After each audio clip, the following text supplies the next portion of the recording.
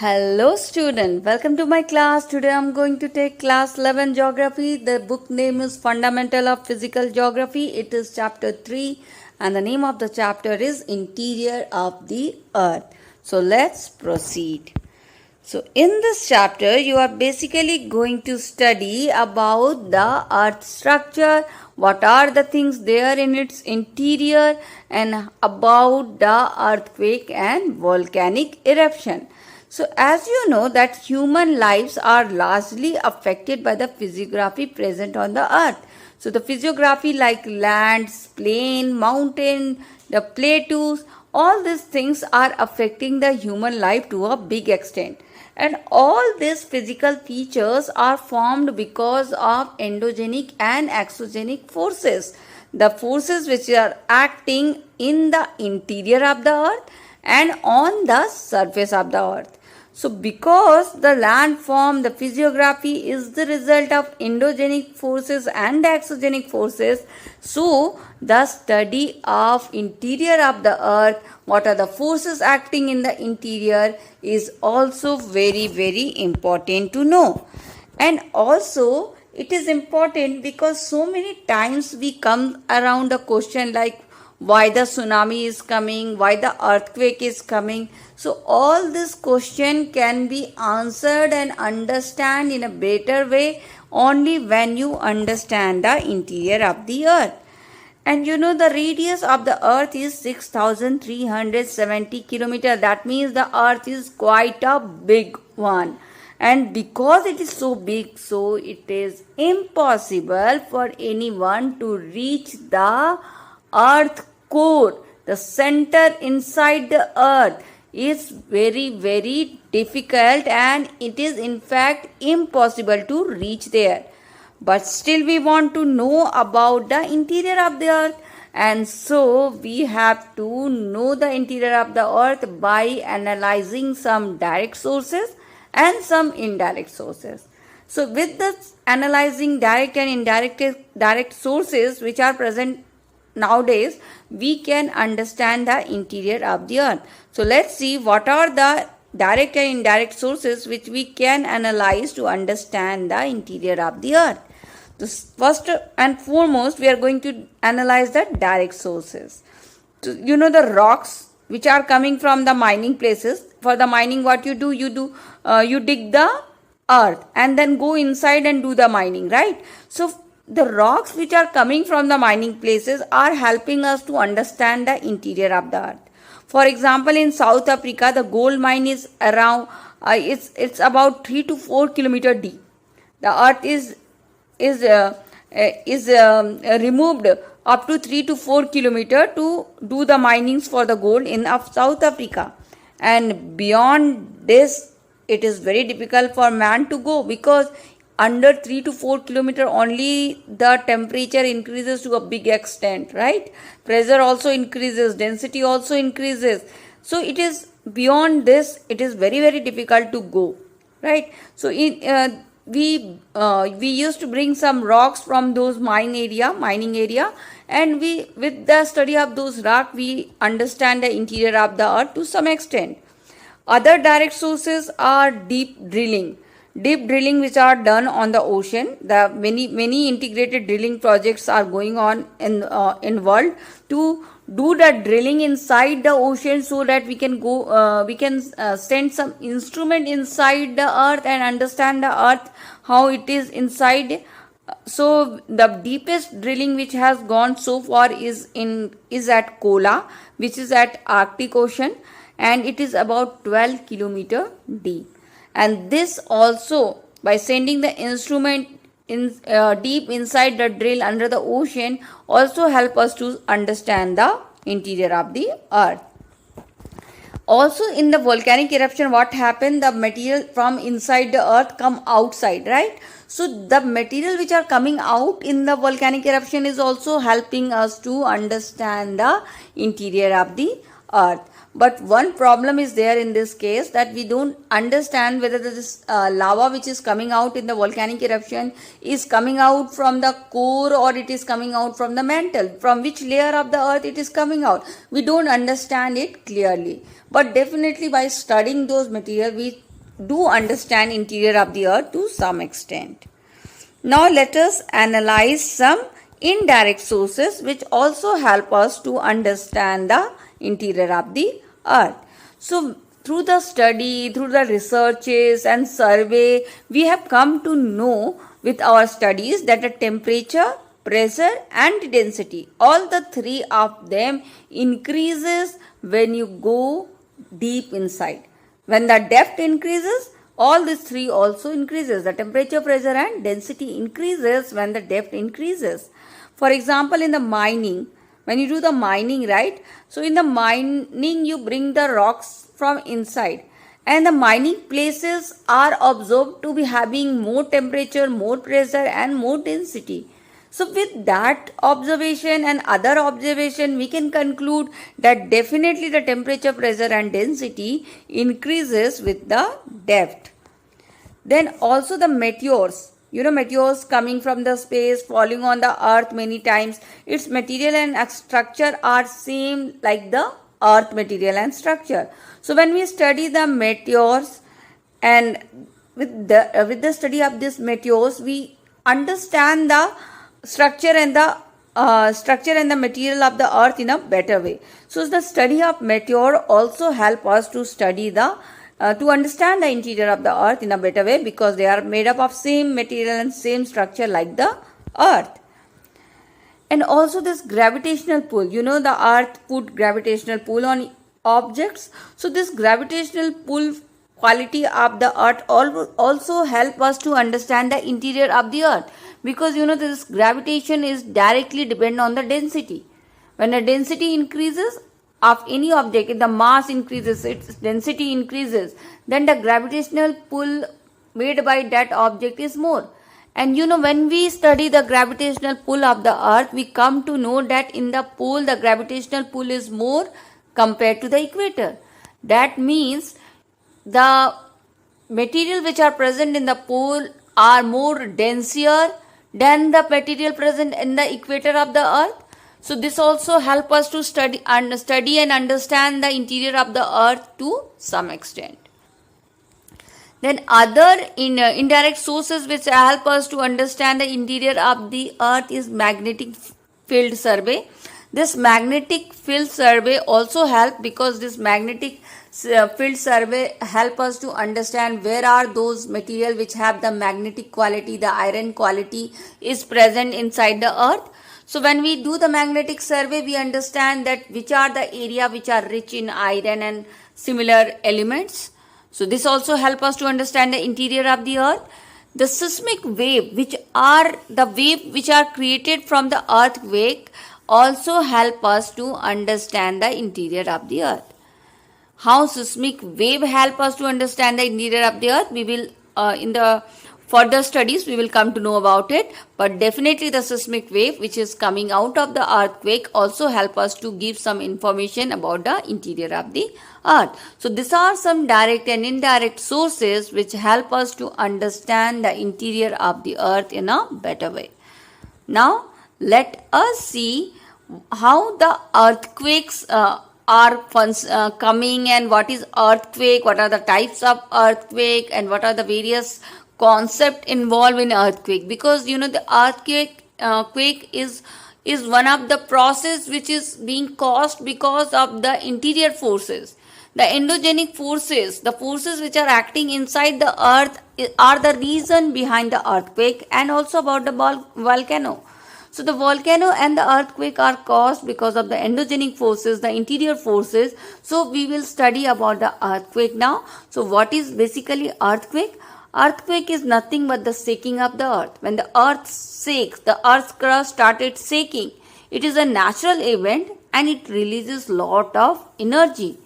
And this energy used to travel in the form of wave in all the direction. Wherever the earthquake happened, from that direction, in all the four sides, on all around the direction, the energy is being transformed in the form of the wave.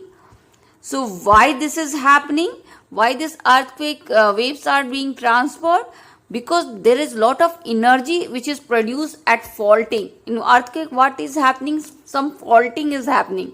some crust, the crystal rock, some crystal rock which is inside the earth is getting broken.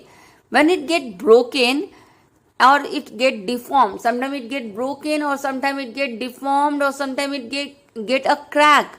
So when this is happening, some energy is being produced, and this energy is actually traveling in the form of wave in all the direction.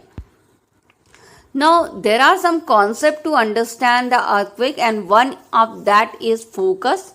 Focus is the point where the energy is released. See, when the earthquake is happening, then the energy is being transferred, but there is a single point where the whole energy is being produced. That energy point, the center point of the earthquake, where actually the earthquake has happened, is called focus. It is also called hypocenter. The another concept to understand the earthquake is epicenter. See, when in the focus the energy is released, then it is getting transformed in the forms of wave in all the direction. So epicenter is the actually the it is the surface of the earth, and it is directly above. It is direct above the focus. And it is the epicenter is inside the earth and focus is on the surface of the focus is inside the earth and epicenter is on the surface of the earth. Alright, and it is the epicenter is directly above the focus, and it is the place where the wave travels and reaches the surface of the earth. Alright, with this you can understand in a better way when I will show you with the diagram. So what is earthquake wave? So this energy which are being produced are transferred to the all the direction in the form of wave.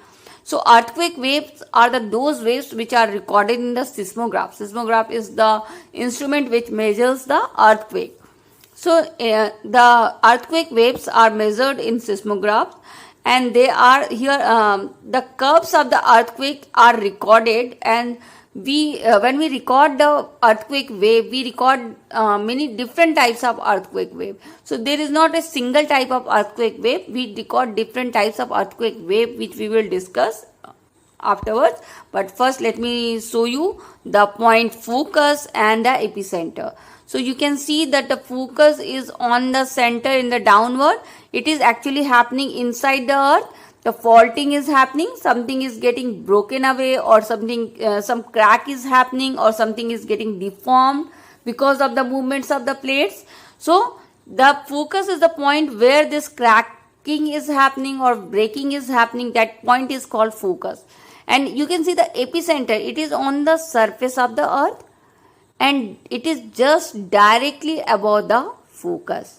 Alright, so this is what difference between focus and epicenter. Focus is the point of energy release inside the earth, and epicenter is directly above the focus on the surface of the earth, where the earthquake wave hit the surface. Alright, so let's proceed further. Now let us study about the earthquake wave. So there are many types of earthquake wave, and basically it is divided into two parts. One is body wave and another one is surface wave. So what is basically body wave and surface wave? We will understand one by one. First we will study about the body wave. So what is body wave? It is actually the wave that are produced and the energy that are released at the focus. I show you the focus, right? The energy which are released in the focus, and then it moves to all the direction of the earth through the body of the earth. Yes, isn't it? It is transferring, it is getting transferred from the body of the earth to all the direction. Alright, so when the wave is traveling through the body of the earth from the focus till the surface.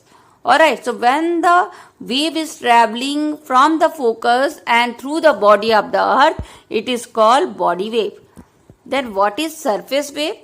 See, the body wave, now when the body wave move and reaches the surface, from focus it goes to the surface and it reaches the surface.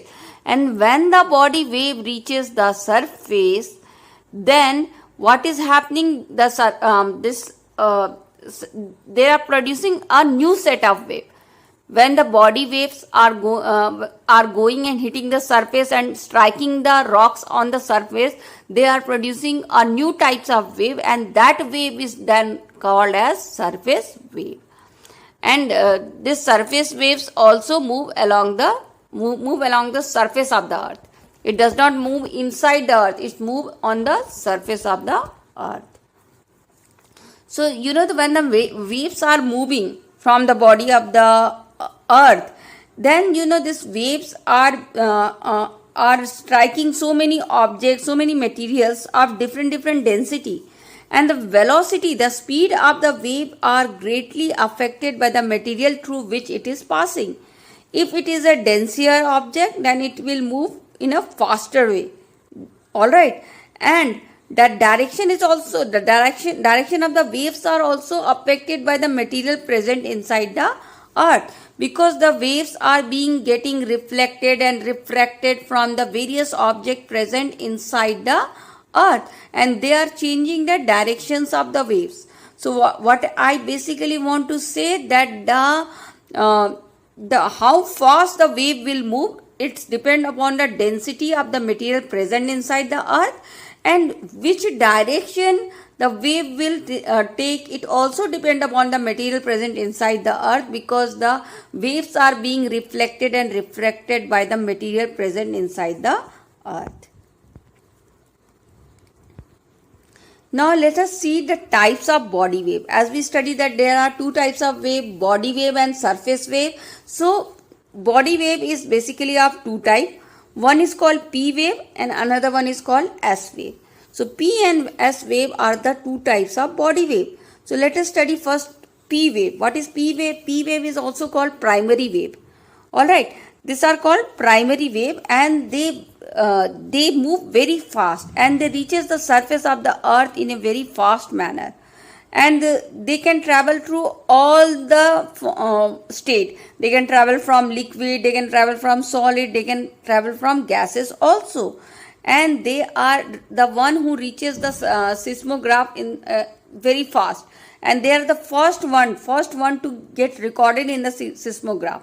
Alright, because they travel very fast and reaches the seismograph earlier than other waves, and that's why, because it is reaching the seismograph first, so it is called primary wave.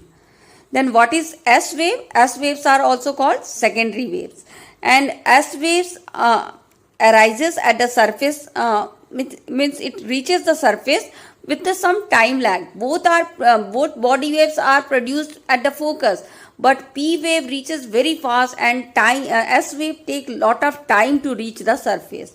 And they can travel only through solid, they cannot travel through liquid and gases, because these S waves are the one which can travel, because of this their movement, they reaches through solid, liquid and gases together.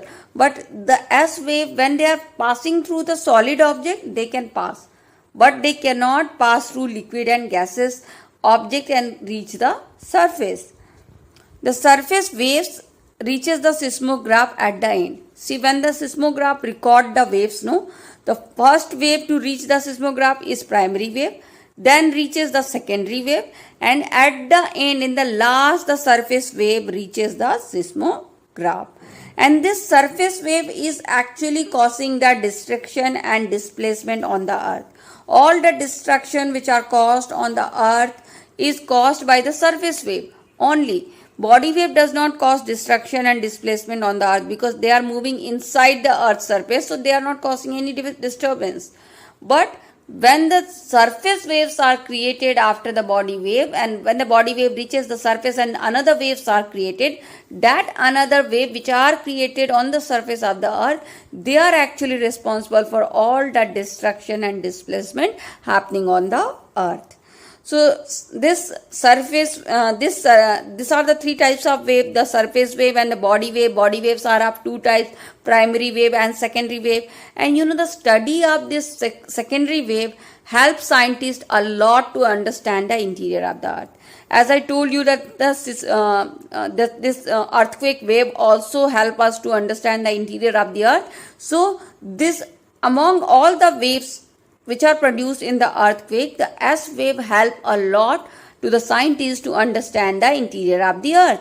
And how they are traveling, you can see in this figure that they are traveling, how they are traveling. You can see in the beginning, in the first you have the primary waves and they are traveling in a straight line. But the secondary waves are they are traveling like a wave in the ocean, right?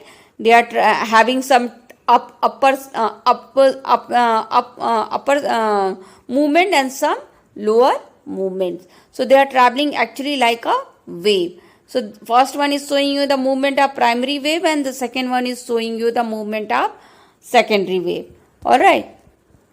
So you can see in the secondary wave now you have crest and tuff also, because it has its own upper side and the lower side. So they are having some crest and tuff points also. The upper point of this secondary wave, the upper portion of the secondary wave are called actually the crest, and the lower portion of the secondary wave is called tuff.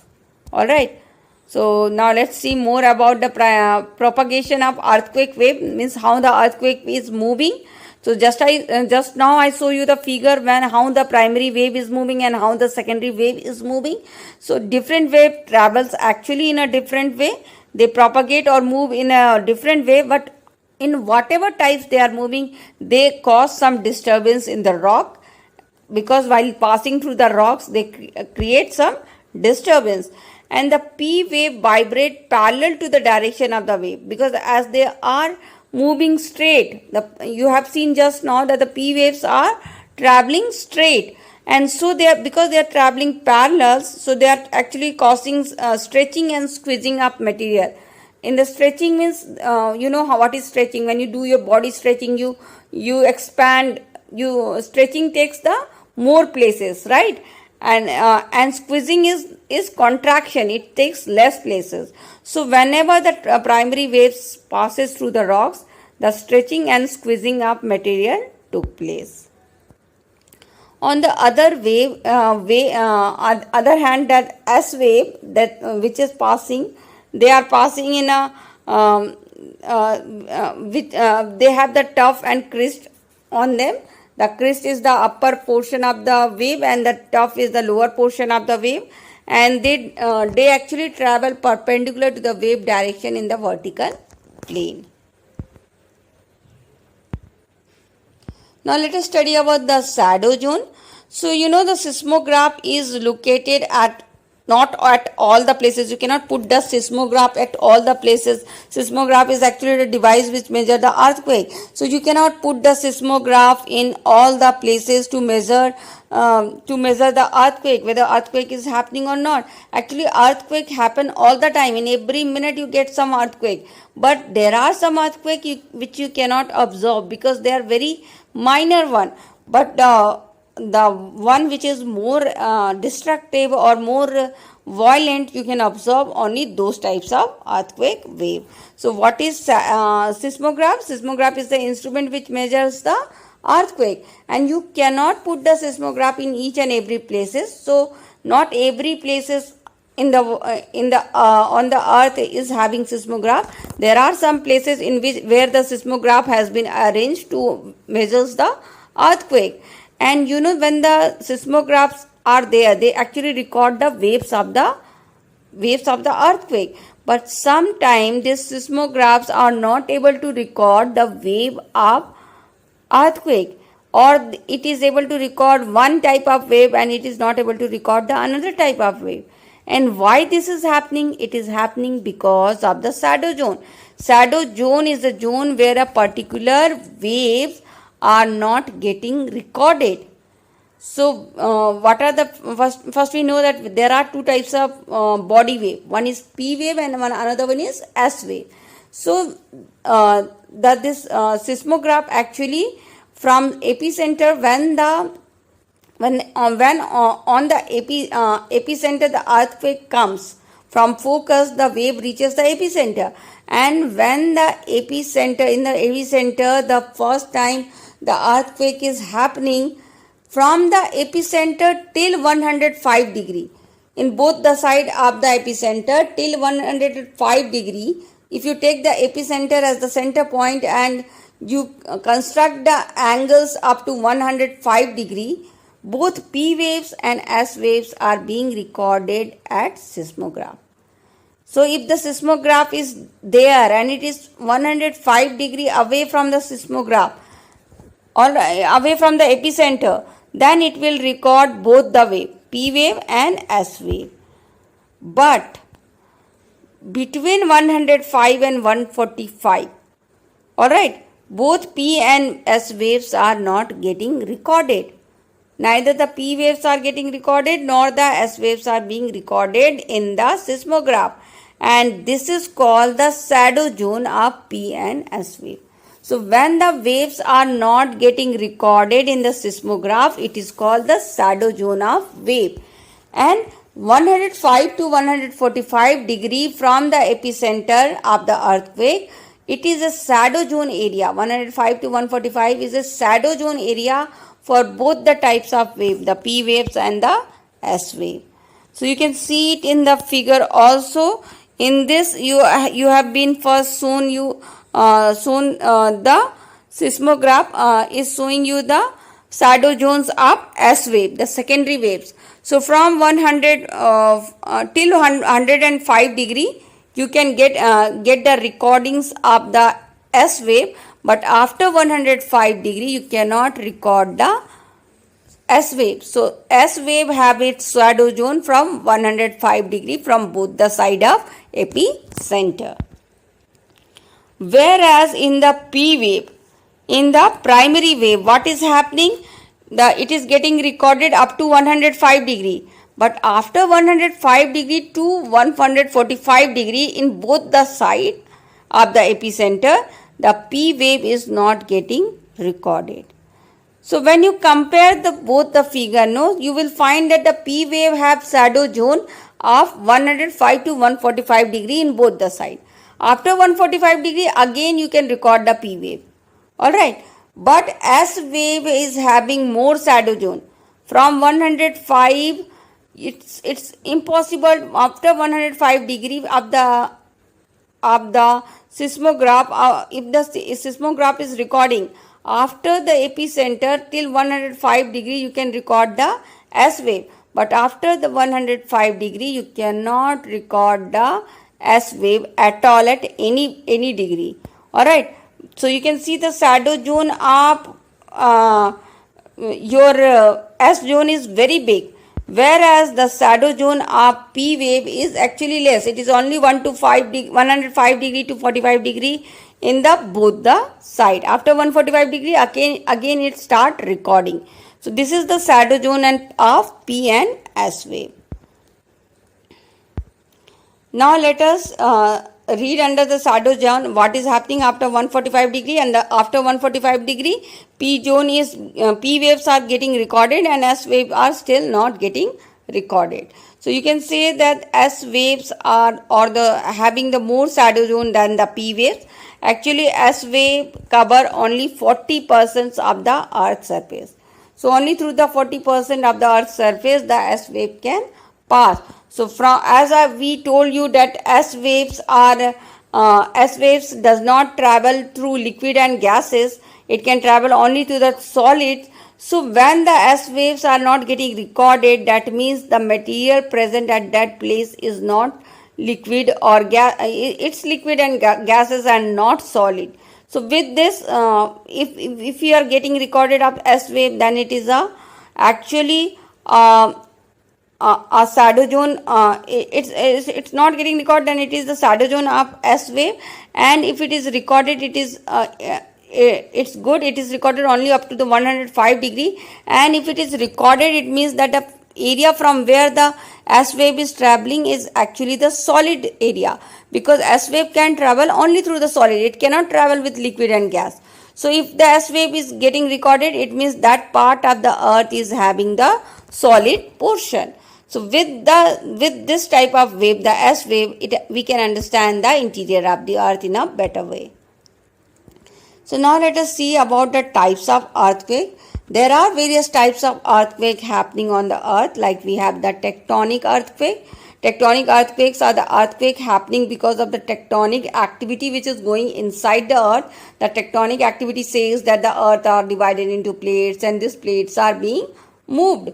So this when the movement of this plates which is moving inside the earth crust, the plates are being moved because of the molten lava, and because these plates are moving, they can sometimes rub each other or they can bump each other. So when the earthquake is happening because of the tectonic activity, it is called tectonic earthquake. There is another type of earthquake which is called volcanic tectonic earthquake. So, sometime, in the volcano, what is happening? The lava is coming out from the crack. And so the lava and magma is moving inside the earth's surface. And so when the lava and magma are moving inside the earth's surface, they create pressure on the crust. And sometimes because of the pressure created by the magma on the crust, the earthquake is being caused. And that type of earthquake is called volcanic tectonic earthquake. Collapse earthquake. What is collapse earthquake? You do the mining. For mining, what you do? You dig the earth and then go inside that portion and bring the minerals out from that place. So when the intense mining is going on, sometime what happens? The roof of the mining place, the topmost roof of the mining place, sometime collapse and fall down because of intense mining process, and then it causes tremors or the shaking of the earth, or you can say it causes earthquake. And such earthquake is actually called collapse earthquake, because what is happening? Due to the mining, the roof of the mining place is being fall down, and then it is causing the earthquake, and that is why it is called collapse earthquake. So you can see the figure here. You can see the mining activity is going inside the earth, and there is a roof on the top. And this roof, sometime what happens? It collapses, it fall down, and it causes the earthquake. So this roof sometime fall down. Now let's see another types of earthquake. There is another types of earthquake also happening on the surface of the earth, and those are another type of earthquake is explosion earthquake. So what is explosion earthquake?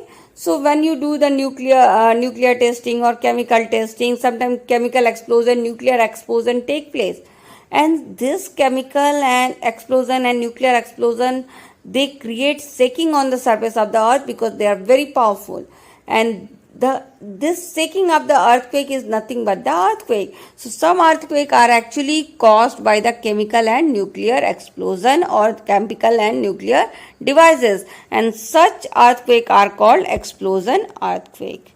There is another type of earthquake called reservoir induced earthquake, and this is mostly found in the area where the reservoirs of water are nearby.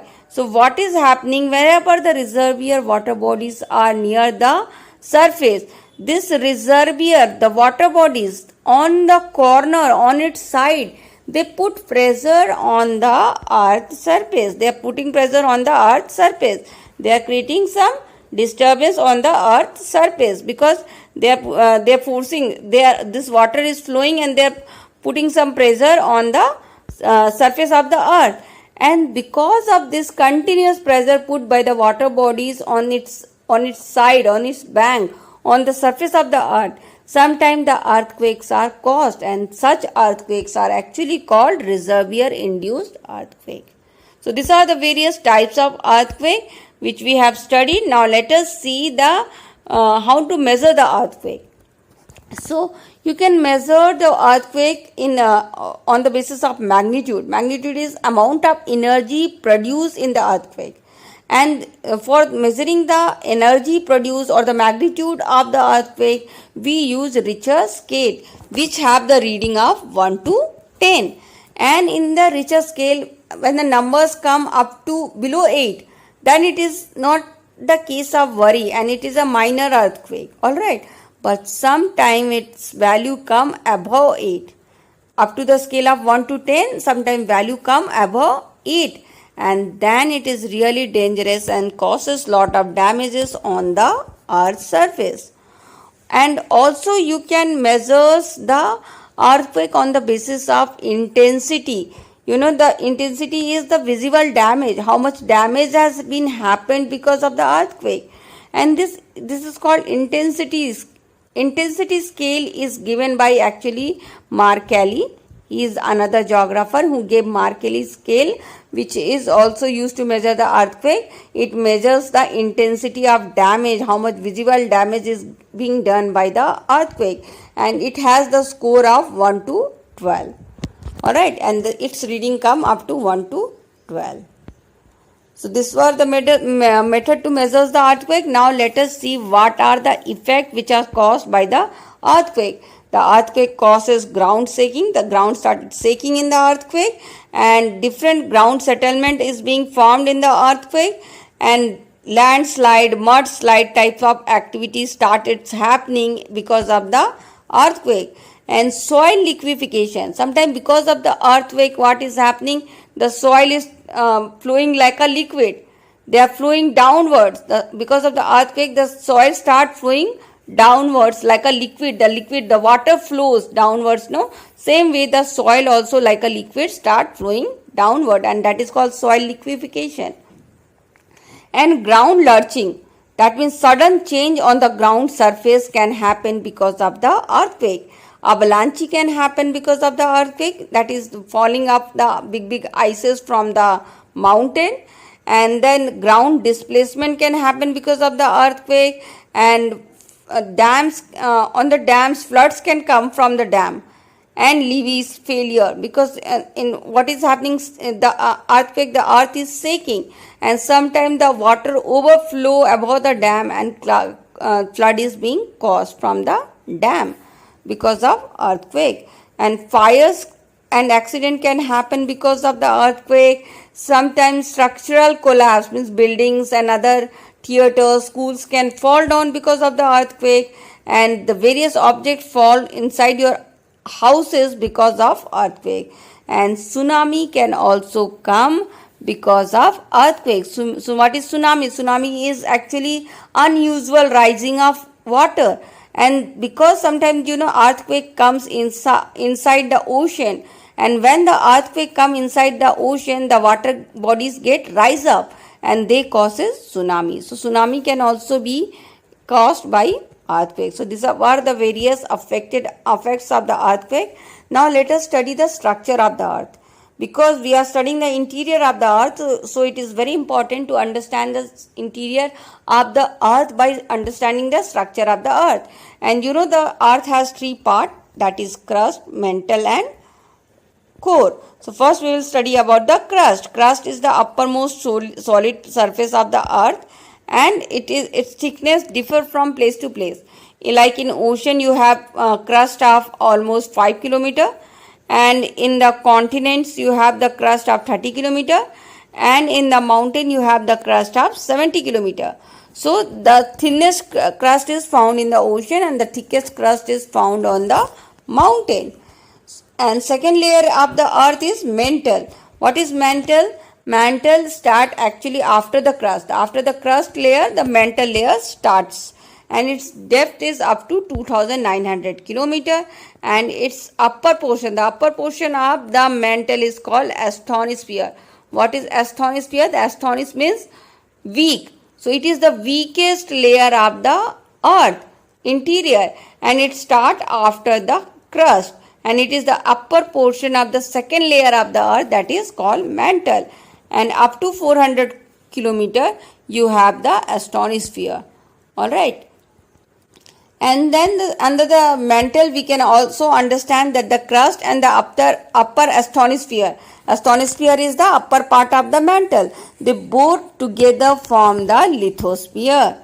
And asthenosphere have the magma, but mantle beyond asthenosphere is in solid form. So some part of the mantle are in solid form, and some parts of the mantle are in liquid form. Then after mantle we have the core, and it is the outer core. It is divided again into outer core and inner core. Like mantle is divided into upper mantle and lower mantle, same way the core is also divided into outer core and inner core. So outer core is actually of liquid. The material there are in the liquid form. whereas the inner core is in the form of solid. So they are basically two different types of core on the basis of state. One is solid core and another one is liquid core. And inner part is a solid core and outer part of the core is a liquid core. And mostly core have the iron contained and the nickel contained, and sometimes it is also called Ni because it is Ni is a and Ni means nickel and Fe is ferrous. Ferrous means iron. So it is actually rich in iron and nickel, and that's why it is called Ni. And so this is about the core of Earth's surface. You can see it in the diagram. The various diagrams show you the different layer of the earth. This is your inner core, and you can see once again this is your inner core, and then you above that you have the outer core. Then you have the mantle. Upper part of the mantle is called astronosphere. This is called astronosphere, and then above astronosphere you have the crust. All right. So these are the three layer of the Earth's surface. Now let us see about the volcano and volcanic landforms. So what is volcano? Volcano is actually the place from where the gases, ashes, molten rock, material, lava and other things escape from the ground. They are coming from inside the earth and they come out from a crack outside.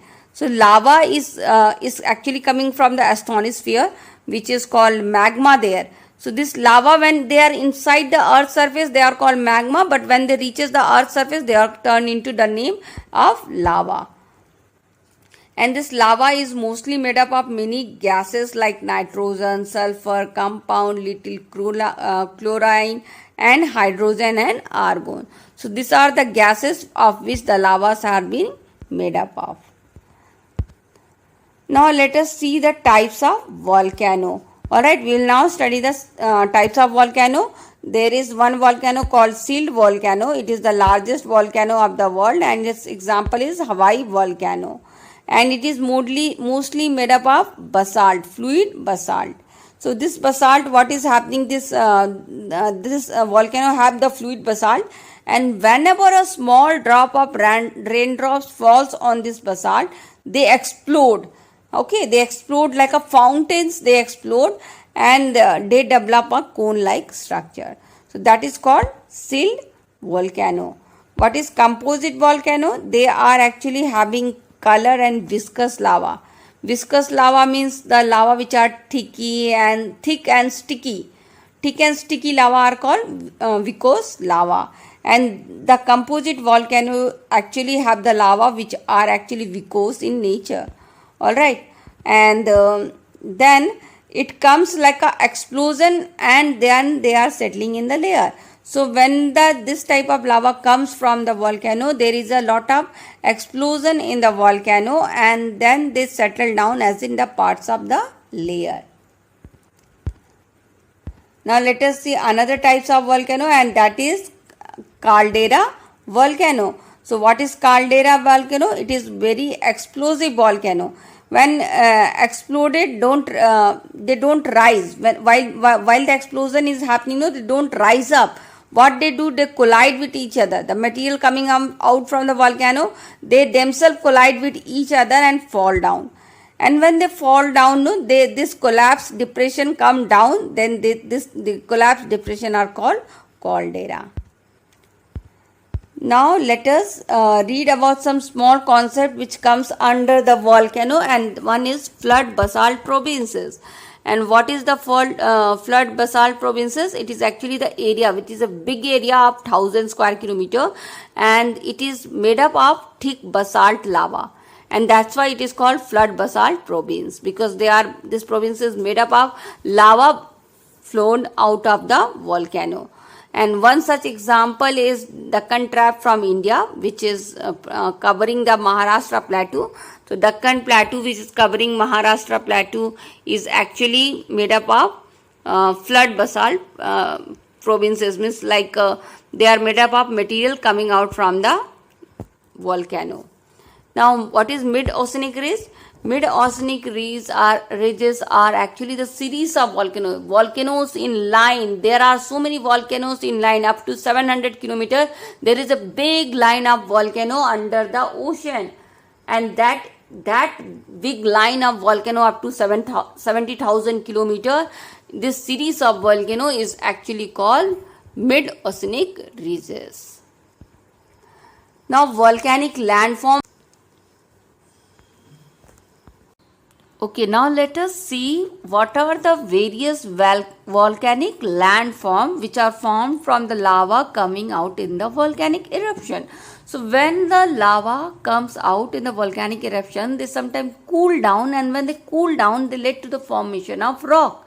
And the rock which are formed out of the cooling down of lava is called igneous rock. And this igneous rock is basically of two types. One is volcanic rock and one is plutonic rock.